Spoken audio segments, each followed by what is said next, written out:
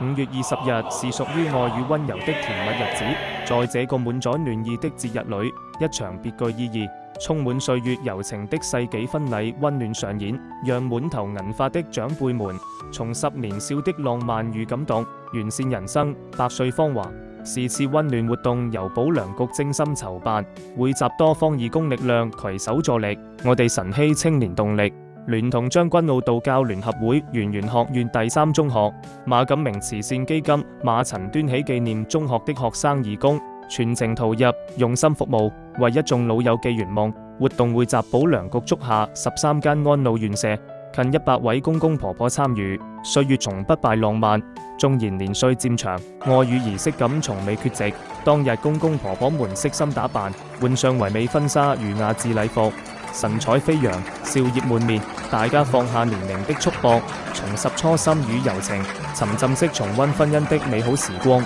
彌補了年輕時未完的婚禮遺憾。一眾幸福主角齊心排列，拍下溫馨滿滿的心形大合照，定格這段難忘的溫暖回憶。這群可愛的銀髮摯友總年齡突破8000歲，當中最高齡更是高達98歲。每一張笑臉都承載住數十年相濡以沫的溫柔與歲月滄桑。少年有熱血，歲月穩心情。各位青年義工以燦爛笑容、真情行動，讓長輩們真切感受年輕一代的朝氣活力與溫暖愛心。這一跨代相伴的互動，正是最珍貴的生命教育。長輩們以歲月閱歷教會我們懂得珍惜，學會堅持；青年以蓬勃朝氣帶領長輩感受新時代的溫暖關懷與滿腔熱忱。這一場獨特的世紀相聚，不僅為長輩們帶來滿滿歡樂與動人感動，更傳承弘揚敬老、愛老、惜老的美好初心，讓滿滿溫情與純真善意在社區之中綿延傳續，生生不息。首先我就好多謝大家啦，今日出席呢一個保良局舉辦呢一個活動啦，完善人生百歲芳華。喺佢哋後生嘅時候，因為當時嘅香港可能比較亂啲咯，有可能有啲打仗嘅問題啦，好多人未必經歷過真正嘅婚禮，或者亦都唔知道真正婚禮嘅意義，好多人會有遺憾。但係今日呢，其實我頭先同嗰幾對公公婆婆傾偈呢，佢哋都係話好開心，終於完成到佢哋嘅夢想。我唔知道大家會唔會有諗過，原來結婚係一個夢想。我哋今日呢個咁有意義嘅活動，其實係一個傳承嘅活動嚟嘅。今日亦都有個宗旨話俾大家知嘅，就係關注多啲你哋身邊每一位老人家，佢哋將佢哋嘅幸福傳俾我哋將來都係迎接緊呢啲幸福。可能你哋依家真係未有呢個大嘅感受，但係希望透過今日你哋接觸到多啲，好冇？咁我哋今日我哋晨曦青年動力嘅鄺浩明主席帶領咗我哋成班義工出席咗呢一個活動，我將呢個時間交俾阿鄺主席。好多謝你今日你哋個個百忙中，你嘅老師啦，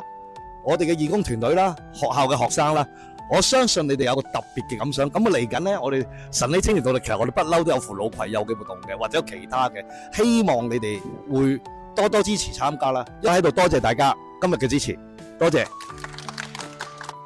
大家好，我係嚟自圓玄3中嘅應屆畢業生羅俊傑啦。咁我今日參加嘅呢個活動咧，就係呢個人生百歲芳華。咁呢個活動係為咗俾啲8歲嘅老人家補辦一場婚禮，係一個非常之有意義嘅活動啦。咁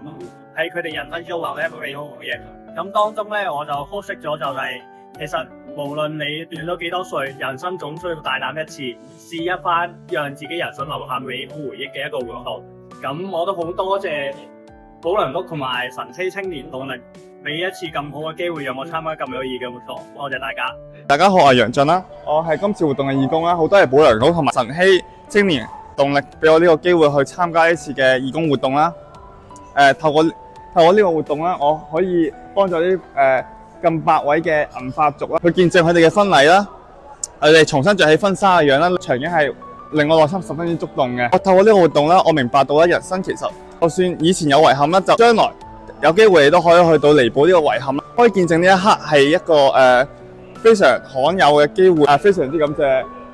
俾呢個機會我去作為一個見證者，去協助佢哋完成自己嘅夢想。多謝。大家好，我係馬錦明慈善基金馬陳端喜紀念中學江俊龍，我係中5級學生。今日多謝我哋保良局讓我哋參加今次嘅活動，讓我了解到我哋長者佢哋嘅人生，佢哋而家每個階段，佢哋到咗最後一個階段，同佢哋嘅另一半結婚，讓我了解到人生嘅百態啦，讓佢哋喺呢個520呢個特別嘅日子喺度結婚。最後多謝晨曦青年動力，讓我有呢個機會增長我嘅知識，了解咁多，多謝大家。